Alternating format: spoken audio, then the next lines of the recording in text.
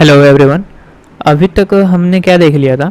अभी तक हमने create category, update category, delete category, gate user bye ID and get all user, इसके जो सर्विस की जो इम्प्लीमेंटेशन क्लास थी वो हमने कंप्लीट कर लिया था। तो अभी हमें क्या करना था? अभी हमें कंट्रोलर बनाना था। तो हम क्या करते हैं, हम आते हैं अपने कंट्रोलर पैकेज में और यहाँ पे एक और कंट्रोलर बनाते हैं जिसका हम नाम रखेंगे क्लास, एंड इसका हम नाम रखेंगे user, sorry category controller. User control तो ऑलरेडी बन चुका है, कैटेगरी कंट्रोलर। तो मैंने क्या किया है, मैंने जो हमारा जो क्रिएट का कंट्रोलर था और जो अपडेट का कंट्रोलर था वो चीज़ें मैंने यहाँ पे पहले से लिख दिया है ताकि हम ज़्यादा टाइम अपना वेस्ट ना करें। फ़िलहाल मैं गेट एंड गेट ऑल ये दोनों, एंड एक और होगा जो हमारा क्या बोलते हैं, अपडेट के बाद एक डिलीट भी होगा, डिलीट मैं करके दिखा दूंगा आपको। बट फ़िलहाल हम दो को पहले चेक करते हैं कि हमारा प्रॉपर वर्क कर रहा है या नहीं। तो पहले कि हमने किया क्या है, हमने अपना कैटेगरी कंट्रोलर हमने बनाया, और जब भी हम कंट्रोलर बनाते हैं आपको पता होगा, हमने अपने प्रीवियस कई सारे वीडियोस में अपने देख चुके हैं अभी तक कि हमें रेस्ट कंट्रोलर लिखना होता है। और कंट्रोलर ये हमारा जो एंट्री पॉइंट होता है, यहाँ पे हमें इसको एक्सेस करने के लिए यानी कि कंट्रोलर को क्या हमें URL फायर करना पड़ता है। तो जो भी हमारा लोकल होस्ट पोर्ट नंबर जो होता है वो, एंड /API एंड /कैटेगरीज। अब आप याद करो, हमने जब वो बनाया था यूजर कंट्रोल बनाया था तो हमने एंट्री पॉइंट क्या डाला था, /API/यूजर्स, यानी कि स्लैश का अगर यूजर्स फायर करेंगे तो हम यूजर की सारी चीज़ें एक्सेस कर सकते हैं। यूजर आईडी ऐड करेंगे या फिर स्लैश फायर करेंगे। और अगर कैटेगरी कंट्रोलर को अगर हमें एक्सेस करना है तो /API/ और यहाँ पे हमें क्या पास करना है, कैटेगरीज। अगर कैटेगरीज पास करेंगे तो हम इसमें इंटर कर जाएंगे। तो हमने सबसे पहले जो हमारा सर्विस क्लास है उसको हमने ऑटो वायर कर लिया है, क्योंकि हमने देख सकते हैं हम यहाँ पे कैटेगरी सर्विस को यहाँ पे हमने कॉल किया है यूज करने के लिए, कैटेगरी सर्विस का यहाँ पे यूज किया है। तो जिस चीज़ को हमें यूज करना होता है उसको हम पहले हम ऑटो वायर कर लेते हैं ताकि उसे मैनुअली हमें ऑब्जेक्ट क्रिएट ना करना पड़े, वो खुद ब खुद कर देता है। इसके बाद हमने क्रिएट और अपडेट के लिए दो प्रोग्राम लिखा है। एंड क्रिएट के लिए हमने लिखा है कि रिस्पॉन्स एंटिटी, यानी कि जब चीज़ें क्रिएट हो जाएं, कैटेगरी क्रिएट हो जाए तो हमें रिस्पॉन्स में क्या मिले, कैटेगरी DTU मिले। एंड इसमें हमने क्या किया है, जो हमने रिक्वेस्ट बॉडी से, जैसे हम यूजर में हम क्या कर रहे थे, रिक्वेस्ट बॉडी से सारी वैल्यू ले रहे थे, सेम वैसे ही जब हम कैटेगरी को भी क्रिएट करेंगे तो हम पोस्टमैन में जो उसका बॉडी होगा वहाँ से हम DTU लेंगे। तो DTU लेने के लिए हमने रिक्वेस्ट बॉडी से कैटेगरी DTU ले लिया है। एंड हम क्या करेंगे, जो हमें DTU जो वहाँ से मिलेगा हम क्या करेंगे, this dot category service, and category service को क्रिएट कैटेगरी को कॉल लगा देंगे और अपना कैटेगरी आईडी जो हमें यहाँ पे मिला है उसको पास कर देंगे। तो ये क्रिएट कैटेगरी, ये क्या होगा, हमारा सर्विस में जो हमने क्रिएट कैटेगरी जो हमने बनाया था उसके थ्रू हमारी कैटेगरी क्या होगी, क्रिएट हो जाएगी। और जैसे एक बार कैटेगरी क्रिएट हो गई उसको हम क्रिएट कैटेगरी में स्टोर कर लेंगे। और जब हम इसको, और इसी क्रिएट कैटेगरी को हमें क्या करना है, हमें रिस्पॉन्स कर देना है। तो हम क्या करेंगे, रिस्पॉन्स एंटिटी में हम ये जो क्रिएट कैटेगरी है, क्रिएट कैटेगरी DTU, तो DTU यहाँ पे क्रिएट कैटेगरी, तो इसको भी मैं DTU कर देता हूँ ताकि कोई कन्फ्यूजन ना हो। DTO, तो अभी ठीक है। और यहाँ पे भी हमें चेंज करना पड़ेगा कैटेगरी DTO, तो अभी सही है। तो हमें जैसे हमने कैटेगरी क्रिएट किया तो उसको क्रिएट कैटेगरी DTU में हमने स्टोर कर लिया। एंड हम इसी चीज़ को हम क्या करेंगे, रिस्पॉन्स करेंगे। तो रिस्पॉन्स करते टाइम हम कैटेगरी DTU को रिस्पॉन्स करेंगे और यहाँ पे क्रिएट कैटेगरी DTU पास कर देंगे और ये अपना जो हमारा HTTP स्टेटस डॉट वो होगा वो क्रिएटेड कर देंगे। तो ये हमारा बहुत ईजी है क्रिएट के लिए। पोस्टमैन में हम इसको जब हम क्रिएट के लिए जब कॉल करना होगा तो /API/कैटेगरीज एंड /फायर करेंगे तो ये हमारा क्रिएट वाला प्रोग्राम रन हो जाएगा। सेम अगर हमें अपडेट करना हो तो इतना तो लिखना ही पड़ेगा, /API/कैटेगरीज, और अपडेट के लिए हमें एक स्लैश और लगाना है। और हमारा जो वहाँ पे जो मैपिंग वाला जो ऑप्शन आएगा उसमें पुट यूज करना है। एंड हम क्या करेंगे, एक कैटेगरी आईडी पास करेंगे, यानी कि मान लो अगर हम 3 को अपडेट करना चाहते हैं तो 3 पास करेंगे, 4 अपडेट करना चाहते हैं तो 4 पास करेंगे पोस्टमैन में। तो हमने क्या किया, मान लो यहाँ पे हम, तो इसीलिए हमने जो आईडी है उसको एक्सेप्ट करने के लिए हमने स्लैश और कैटेगरी आईडी यहाँ पे हमने ये ले लिया है। तो रिक्वेस्ट बॉडी में पहले तो हमें वो डेटा मिलेगा जिसको हमें अपडेट करना है, जो हमें अपडेट करना है, तो उस डेटा को एक्सेप्ट करने के लिए हमने रिक्वेस्ट बॉडी एनोटेशन यूज किया है ताकि उस चीज़ को हम यहाँ से ले सकें। और जो हमें यूआरएल के थ्रू जो यूज़र आईडी मिलेगा उसके लिए हमने इंटीजर एंड यहाँ पे कैट आईडी यूज किया है। तो इसके थ्रू क्या होगा, हमारा यूआरएल के थ्रू जो आईडी मिलेगी वो यहाँ पे वो यहाँ पे आ जाएगी। उसके बाद हम अपने सर्विस को कॉल करेंगे, this dot category service, and update category को कॉल, अपडेट कैटेगरी जो हमने बनाया था उसको कॉल कर देंगे और उसके अंदर दो चीज़ पास कर देंगे, जो हमें DDO मिल रहा है वो, एंड सेकेंड थिंग जो हमें URL में जो आईडी मिल रहा है वो। तो दो चीज़ हम पास कर देंगे और ये क्या करेगा, कैटेगरी को अपडेट कर देगा। और अपडेट करने के बाद हमने इसको स्टोर कर लिया है अपडेटेड कैटेगरी में। तो आप अपडेटेड कैटेगरी यहाँ पे मैं लिख देता हूँ, हाँ ठीक है। तो इसको मैंने स्टोर कर लिया है अपडेटेड कैटेगरी में। एंड जब इसको हम रिस्पॉन्स करेंगे तो रिस्पॉन्स इंटिटी यहाँ पे मैंने लिखा है कैटेगरी DDO, यानी कि हम कैटेगरी DDO को रिस्पॉन्स करने वाले हैं। यहाँ पे आप देख सकते हो क्लियर। एंड रिस्पॉन्स करते टाइम उसके अंदर क्या क्या रिस्पॉन्स करना है, ये हमारा कैटेगरी DDO जो इसके अंदर अपडेट हुआ है, जो वैल्यू अपडेट होके आई है, इसी चीज़ को हम यहाँ पे रिस्पॉन्स कर देंगे और जो भी हमारा HTTP स्टेटस होता है उसको ओके कर देंगे, तो हमारा वो चीज़ें हो जाएंगी।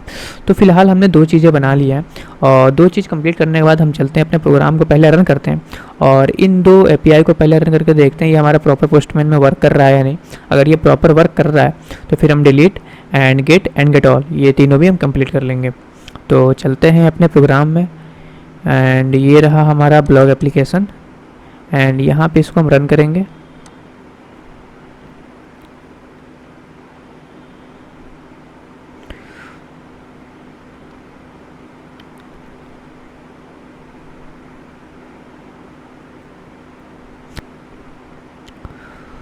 एंड वेट,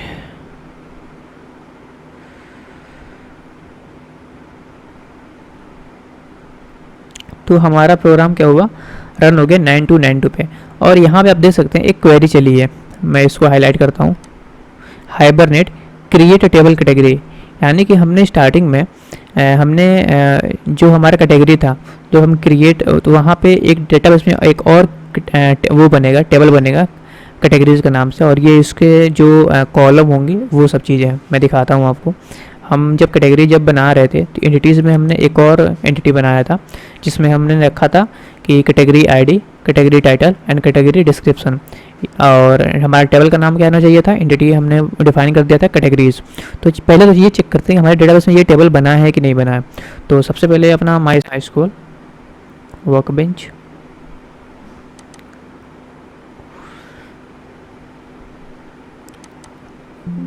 एंड अपने एप्लीकेशन के पास आते हैं एंड टेबल को ओपन करेंगे और यहाँ पे आप देख सकते हो ये रहा हमारा यूज़र जो पहले से था। मैं ओपन करके दिखाता हूँ, ये जो हमने पहले से यूज़र बनाया था जो काफ़ी पोस्ट में काफ़ी हम लोग टेस्ट कर रहे थे, ये वो टेबल है। और जो हमने ये जो नया एंटिटी बनाया है ये उसका टेबल है। तो कैटेगरी में क्या आ गया, कैटेगरी आईडी आ गया, ये हमारा डिस्क्रिप्शन आ गया एंड ये हमारा टाइटल आ गया। और मैं आपको कुछ दिखाना चाहता हूँ, जैसे कि हमने जो ये बनाया था कैटेगरी आईडी, तो ये तो ठीक है, एग्जैक्टली डेटाबेस में हमारा कैटेगरी आईडी लिख के आया पहला। एंड सेकेंड वन हम जब देखेंगे तो हमने यूज किया था सेकेंड कैटेगरी टाइटल। तो यहाँ पे क्या आया है, यहाँ पे केवल आया है टाइटल एंड यहाँ पे हमने लिखा था कैटेगरी टाइटल। तो ये टाइटल क्यों आया, क्योंकि हमने कॉलम के बाद हमने नेम लिखा था और नेम में टाइटल कर दिया था, यानी कि कैटेगरी टाइटल को चेंज करके टाइटल लिख दिए। सेम वैसे ही हम जब कैटेगरी डिस्क्रिप्शन बनाए थे तो प्राइवेट स्ट्रिंग कैटेगरी डिस्क्रिप्शन लिखा था और यहाँ पे हमने नेम यूज किया था और नेम में लिखा था डिस्क्रिप्शन। तो यानी कि इसकी जगह पे ये चेंज होके यहाँ पे टेबल में क्या नाम, नेम क्या बने, डिस्क्रिप्शन। तो इसलिए ये चीज़ें वैल्यू यहाँ पे चेंज है। तो इतना तो हमने देख लिया, यहाँ तक तो कोई इशू नहीं है।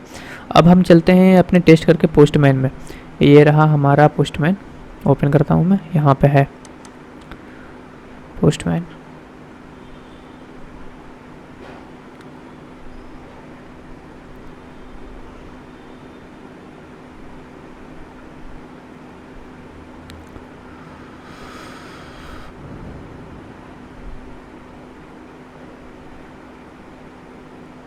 हमारा पोस्टमैन ओपन हो चुका। हमने create, update, get and get all and delete इतना काम कर लिया था। हम एक रिक्वेस्ट और ऐड करते हैं, या फिर हाँ एक रिक्वेस्ट और ऐड करते हैं। Add request, add request, add request, ये रहा। एंड यहाँ पे हम लिखते हैं क्रिएट कैटेगरी, क्रिएट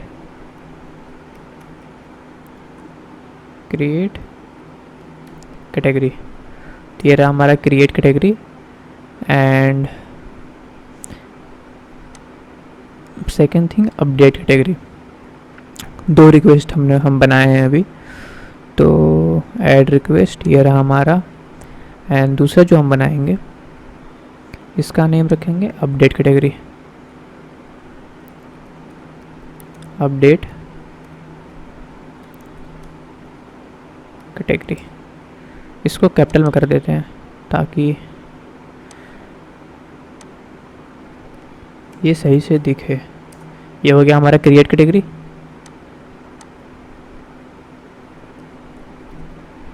ये हो गया हमारा क्रिएट कैटेगरी एंड ये हो गया हमारा अपडेट कैटेगरी। तो क्रिएट कैटेगरी में क्या करना था, हम आते हैं अपने कंट्रोलर में। हमारा कंट्रोलर ये रहा कैटेगरी कंट्रोलर। हमें क्या यूज करना है, पोस्ट यूज करना है। तो आते हैं पोस्टमैन में और गेट की जगह पे क्या करते हैं, पोस्ट करते हैं। एंड यूआरएल में जो यूआरएल क्रिएट यूजर में था एज इट इज सेम रहेगा यूआरएल। ये रहा हमारा क्रिएट कैटेगरी एंड यहाँ पे यूआरएल सेम रहेगा, http localhost 9292/API/। यहाँ तक तो सेम है। इसके बाद हमें क्या करना था, स्लैश के बाद हम आते हैं अपने प्रोग्राम में और क्या यूज किया था हमने, API के बाद कैटेगरीज यूज किया। तो मैं कॉपी कर लेता हूँ ताकि बिल्कुल गलत ना हो। आते हैं पोस्टमैन में, यहाँ पे लिखता हूँ कैटेगरीज। एंड क्रिएट वाला फाइल करने के लिए हमने लास्ट में एक और स्लैश यूज किया था, तब जाके ये क्रिएट होगा। तो एक स्लैश और यूज करेंगे। ये हमारा हो गया पूरा कंप्लीट यूआरएल। अब इसके बॉडी में हम जो चीज़ें देंगे वो क्रिएट हो जाएगा। तो बॉडी यहाँ से हम कॉपी करते हैं, हमें बस थोड़ा बहुत चेंजिंग करनी पड़ेंगी। एंड आते हैं अपने क्रिएट कैटेगरी में एंड यहाँ पे चूज करेंगे बॉडी एंड बॉडी में चूज करेंगे रॉ और यहाँ पे जेसन। तो ये ऑटोमेटिक जेसन पे है ही। तो यहाँ पे आते हैं और यहाँ पे अपनी बॉडी डालते हैं। एंड इस बार हमारी बॉडी में क्या क्या हमें इनपुट देना है, मैं जो हमारा यूजर DTO में है वहाँ से देखते हैं। सॉरी यूजर DTO नहीं, कैटेगरी DTO। ये हमारा कैटेगरी आईडी है।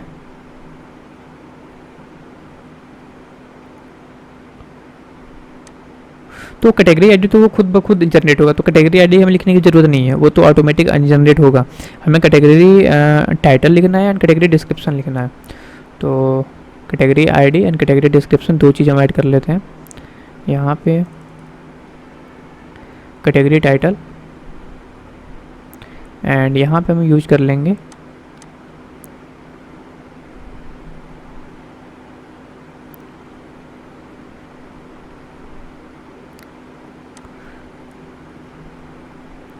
Category description. बस हमें दो चीज़ की ज़रूरत थी एंड और बाकी हमें किसी चीज़ की ज़रूरत नहीं है, तो इसे हम हटा लेते हैं। तो हमने देखा हमने दो चीज़ की ज़रूरत थी। कैटेगरी आईडी तो वो खुद को जनरेट हो जा रहा है एंड कैटेगरी टाइटल में हमने लिख दिया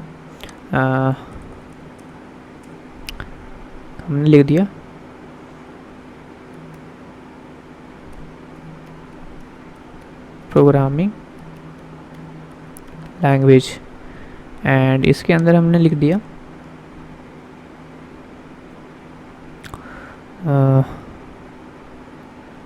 इसके अंदर मैंने फर्स्ट कर दिया Java. Java is a programming language. अब इसको क्या करते हैं, सेंड करते हैं। आप देख सकते हो हमारा category ID 1, category title programming language and category description क्या होगा, what is Java is a programming language. इसके अंदर हमने दो चीज़ यूज किया है, एक चीज़ लिखा है जावा इज ए प्रोग्रामिंग लैंग्वेज। तो डेटाबेस में चेक करते हैं हमारी वैल्यू हमें गेट हुई है कि नहीं। तो डेटाबेस में आते हैं और इसको जब हम रिफ्रेश करेंगे तो क्लियरली हम देख सकते हैं यहाँ पे कैटेगरी आईडी 1 आ गया एंड डिस्क्रिप्शन में हमारा आ गया जावा या प्रोग्रामिंग लैंग्वेज, टाइटल क्या है हमारा प्रोग्रामिंग लैंग्वेज। तो ये बिल्कुल परफेक्ट वर्क कर रहा है। एंड अगेन आते हैं, कुछ नया वैल्यू सेट करके देखते हैं। इस बार हम लिखते हैं, इस बार हम ऐड करते हैं टाइटल क्या होगा, वेब डेवलपमेंट, यानी कि हमारा टाइटल हमने लिखा है वेब डेवलपमेंट, ये हमारा टाइटल है। और वेब डेवलपमेंट के इसके बारे में डिस्क्रिप्शन कुछ लिख देते हैं।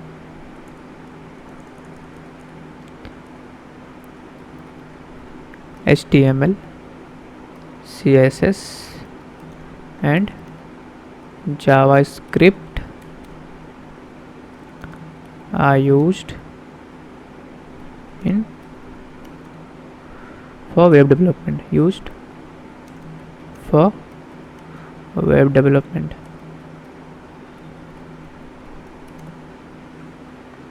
एंड यहाँ पे जैसे सेंड करेंगे, हमारा जो कैटेगरी ID 2 है इसके अंदर कैटेगरी टाइटल क्या है, web development, and category description क्या है, HTML, CSS and JavaScript are used for web development. तो इसको चेक करते हैं डेटाबेस में ये वैल्यू हमारी इंसर्ट हुई है या नहीं। तो यहाँ पे आते हैं, चेक किए, ये हमारे वैल्यू क्या हुआ, इंसर्ट हो गया। तो हम देख सकते हैं हमारा ये पहला जो क्रिएट था ये कम्प्लीटली वर्क कर रहा है। तो हम चलते हैं अपना अपडेट में, यानी कि अपडेट देखते हैं ये सही वर्क कर रहा है यानी। पहले इसको सेव करते हैं, मैंने इसे सेव कर दिया। एंड अब आते हैं अपडेट कैटेगरी में। तो हम एक काम करते हैं, ये तो पूरा प्रॉपर यही रहेगा, सेम कॉपी किया हमने एंड यहाँ पे पेस्ट किया। और यहाँ पे जो होगा ये पुट होगा। क्यों पुट होगा मैं दिखाता हूँ।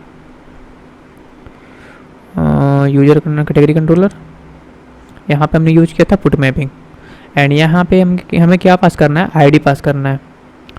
तो यहाँ पे कैटेगरी आईडी मैंने पास कर दिया। मान लो मैं 1 को अपडेट करना चाहता हूँ, तो बॉडी में आया, रॉ में आया, जेसन में आया, और क्रिएट कैटेगरी से यहाँ पे बॉडी इसको कॉपी करेंगे,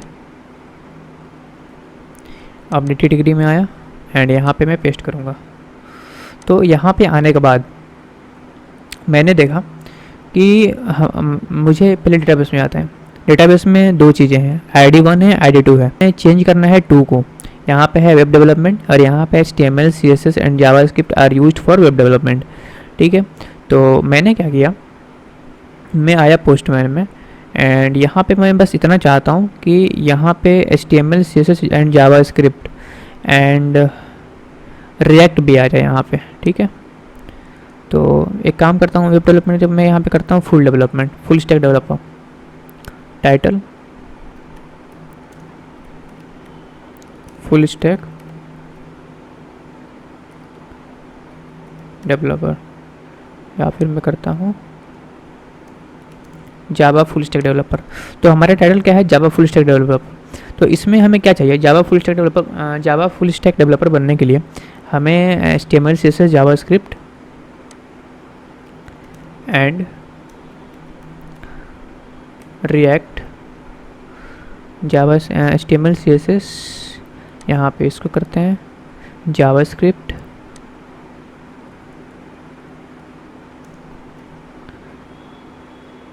HTML, CSS, जावास्क्रिप्ट, इसको सही से करते हैं थोड़ा, ये हो गया। फिर यहाँ पे लगाते हैं रिएक्ट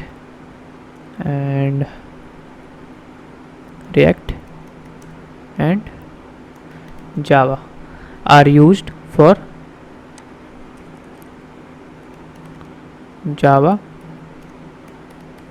फुल स्टैक डेवलपमेंट।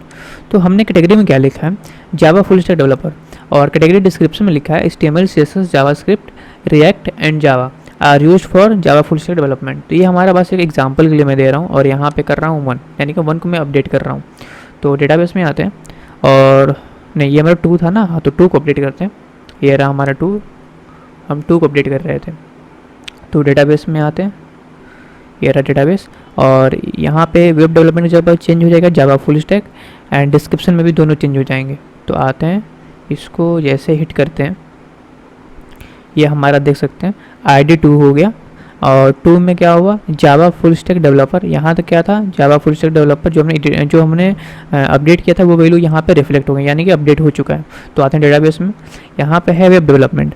यहाँ पे जैसे ही रिफ्रेश करूँगा मैं, जावा फुल स्टैक डेवलपर हो गया टाइटल, एंड इसके डिस्क्रिप्शन में आ गया HTML CSS JavaScript React and React are used for, मैं इसको और थोड़ा स्क्रॉल करता हूँ, for Java full stack development.